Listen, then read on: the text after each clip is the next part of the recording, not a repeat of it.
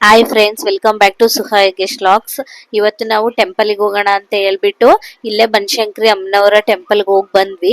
ಇದಾದ್ಮೇಲೆನೆ ಸ್ವಲ್ಪ ಮನೇಲಿ ಮಾವಿನಕಾಯಿ ಇತ್ತು, ಹಾಗಾಗಿ ವರ್ಷಕ್ಕೆ ಆಗೋಷ್ಟು ಉಪ್ಪಿನಕಾಯಿನ ಮಾಡಿಟ್ಬಿಡೋಣ ಅಂತ ಹೇಳ್ಬಿಟ್ಟು ಹುಳಿ ಮಾವಿನಕಾಯಿನ ಬಳಸ್ಕೊಂಡಿದ್ದೀನಿ. ನಾನಿಲ್ಲಿ ಇದನ್ನೆಲ್ಲ ತೊಳೆದ್ಬಿಟ್ಟು ಒರೆಸ್ಬಿಟ್ಟು ಕ್ಲೀನ್ ಮಾಡಿ ಎತ್ತಿಟ್ಕೊಂಡಿದ್ದೀನಿ. ಇದ್ರಲ್ಲಿರೋ ನೀರಿನಾಂಶ ಎಲ್ಲ ಹೋಗ್ಬೇಕು.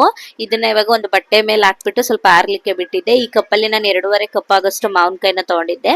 ಅದಕ್ಕೆ ಒಂದು ಸ್ಪೂನ್ ಮೆಂತೆ, ಒಂದು 3 ಸ್ಪೂನ್ ಆಗೋಷ್ಟು ಜೀರಿಗೆ, ಒಂದು 4ರಿಂದ 5 ಸ್ಪೂನ್ ಆಗೋಷ್ಟು ಸಾಸಿವೆನ ಹಾಕ್ಬಿಟ್ಟು ಚೆನ್ನಾಗಿ ಹುರ್ಕೊಂಡು ಪೌಡರ್ ಮಾಡ್ಕೊಂಡು ಎತ್ತಿಟ್ಕೊಬೇಕು.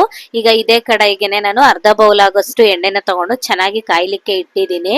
ಅದನ್ನು ಕೂಡ ಚೆನ್ನಾಗಿ ಕಾಯ್ದಿದ್ದಾದ್ಮೇಲೆ ಕಟ್ ಮಾಡ್ಕೊಂಡಿರೋ ಮಾವಿನಕಾಯಿಗೆ ಪೌಡರ್ ರುಬ್ಬಿಟ್ಕೊಂಡಿರೋ ಪೌಡರ್ನ ಸೇರಿಸ್ಬಿಟ್ಟು ಅರ್ಚಕಾರದ ಪುಡಿ, ಸಾಲ್ಟು, ಎಣ್ಣೆನ ಹಾಕ್ಬಿಟ್ಟು ಚೆನ್ನಾಗಿ ಮಿಕ್ಸ್ ಮಾಡ್ಕೊಂಡ್ರೆ ವರ್ಷಕ್ಕಾಗೋಷ್ಟು ಉಪ್ಪಿನಕಾಯಿ ರೆಡಿನೇ ಆಗೋಗ್ಬಿಡುತ್ತೆ. ಇದ್ರ ಫುಲ್ ವಿಡಿಯೋನ ಆಲ್ರೆಡಿ ನಾನು ಯೂಟ್ಯೂಬ್ ಚಾನಲ್ ಅಲ್ಲಿ ಅಪ್ಲೋಡ್ ಮಾಡಿದ್ದೀನಿ. ನಿಮ್ಗೆ ಏನಾದರೂ ಟೈಮ್ ಇದ್ರೆ ಚೆಕ್ ಮಾಡಿ. Thank you.